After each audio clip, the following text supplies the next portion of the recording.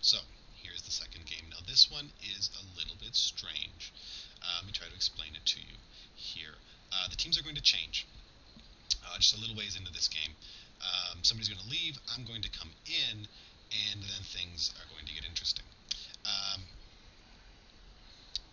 what I wanted to talk about during the second game here um, was matchmaking a little bit. Um, Jumping into games is quick. It's easy. It's painless. You choose from either a ranked or an unranked playlist. Within that, you can choose to do the size of the game, whether it's 1v1, 2v2, or 3v3. Unranked, there is 4v4 as well available that I think would be awesome with 4 local multiplayers, maybe against another 4 local multiplayers. But even online, it works just fine. It's nothing wrong with it there. Um, Anyway, speaking of local multiplayer, that's one of the biggest upsides that I found for this game. When I was shopping for it a little bit, the thing that made me willing to spend 20 on it, and we'll get into the value and whether or not it's there a little later on, but one of the things that convinced me initially that I should try the game was the presence of a local multiplayer, split screen multiplayer, folks. That doesn't mean you need your own Steam account. That doesn't mean you need another computer. You need just one screen and one computer and one account, and you can play with 2 people. It's actually not all that uncommon, and yet definitely not something that enough games offer, frankly.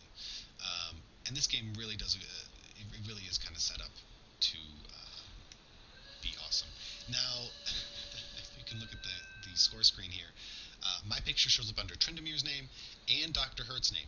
In actual fact, I am playing as the lone orange player, but it's pretty messed up. Um, in actual fact, I'm not even entirely sure how this match came to be, but you'll see why I like it so much.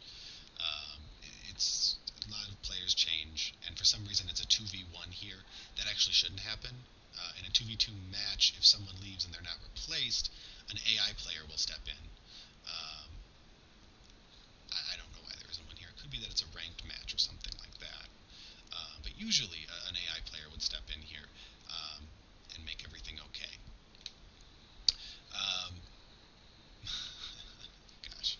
But in any case, as a 2v1, you can see the differences in terms of what it's like to play as a single player and to really need to pass to yourself and to keep the ball close and to not let anything get away from you versus when you play as 2, and as you just saw right there, he was able to block the dribble, but Blue had another player, obviously, to follow it up, and they can follow that into the goal, and it means you're playing a lot more defense as the 1. Worse than that, though, just having someone to pass to in a game like this, as you're about to see here, if I can get the camera fixed, can be really dangerous. You see that the teammate is sitting out there waiting for the ball to come across the goal, and they're going to jump in and try to score. Trindamir on the other, well, actually that is me, but the car called Trindamir, who has curiously my top hat and my English flag and all that stuff. The his job is to always be on the ball and always be taking it away. It's a big job. So in this game and at this point, I am actually Trindamir. Dr. Hurt is Trindamir in this match. Can't stress that enough because this was really, really hard, frankly, guys. Going 2v1, I have to watch out for 2 people all the time. I'm not able to take much time on offense. If I want to go down and take a shot, I really need to be able to beat both of them. I can't just beat one of them at a time. So here the ball bounces through both of them, and I think I'm going to get in there. They knock me out of the way, maybe not. I got to come down and save their shot from going in. The sort of the style of play here probably wasn't their best choice. If they really wanted to beat me in a 2v1, they need to make that 2 matter from more consistently than they are. They both need to be on the ball, basically, at all times. Because that's where I'm going to be, and I'm the only defense. So if you can get me out of the way, you don't have to defend against anyone else. But, never mind that, because I'm probably not going to score for a little while. You can see that the score now, though, is 3-4. So I was able to actually get a lead in a 2v1 match. I'm pretty excited. 10 seconds on the clock. 9, 8, 7, no, yes. 4v4, 5 seconds left on the clock. What are you going to do? Well, you're going to try and score a goal.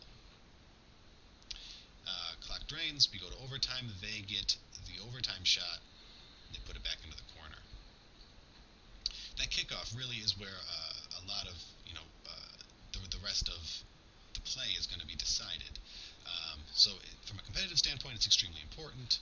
Knowing who's going to go, where they're going to hit it, and knowing that they're not going to miss are really important things. You don't always, though, get that lucky.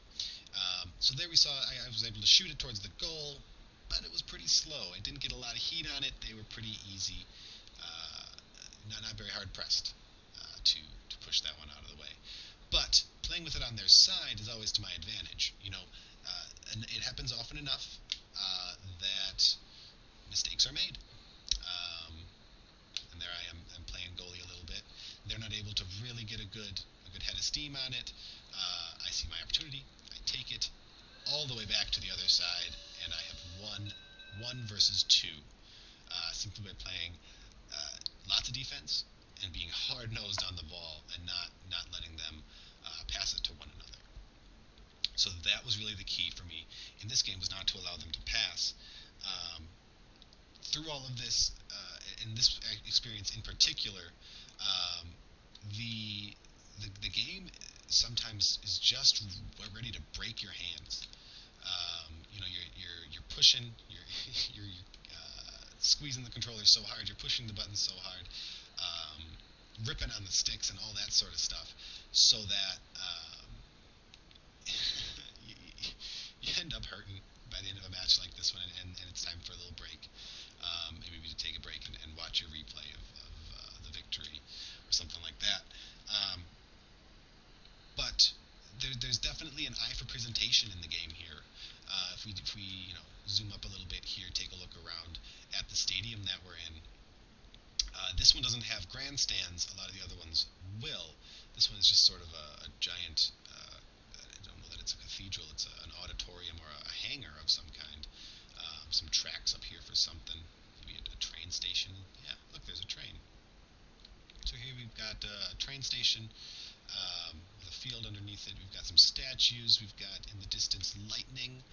Obviously the game is paused right now. The lightning isn't just normally standing there. It is actually flashing.